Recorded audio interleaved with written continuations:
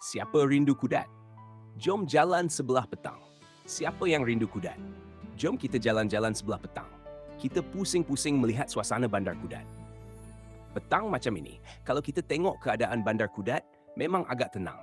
Tidak berapa ramai orang yang berjalan kaki dan kenderaan pun tidak terlalu banyak. Kalau kamu baru pertama kali melihat suasana Kudat, mungkin kamu tertanya-tanya, ke mana semua orang pergi? Sebenarnya bukan orang Kudat tiada aktiviti pada sebelah petang.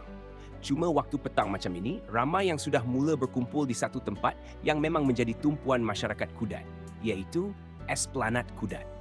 Sebab itu kalau kita berada di tengah-tengah bandar, suasananya nampak agak lengang. Tapi cuba kalau kita pergi ke kawasan Esplanade, suasananya lain pula. Ramai orang datang untuk bersantai, duduk-duduk, bersembang dengan kawan dan keluarga sambil menikmati angin petang dan pemandangan laut. Jadi jangan hairan kalau Bandar Kudat nampak tenang sebelah petang. Mungkin orang-orangnya sedang menikmati masa lapang mereka di tepi laut. Dan bagi saya, inilah salah satu perkara yang menarik tentang Kudat. Kudat tidak semestinya perlu sibuk untuk nampak menarik. Kadang-kadang suasana yang tenang seperti ini pun ada keindahannya. Kita boleh nampak kehidupan harian masyarakat di sini.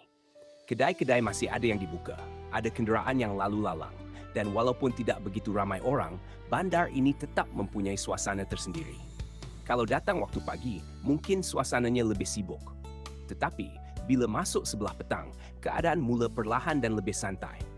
Orang mula mencari tempat untuk berehat selepas seharian bekerja.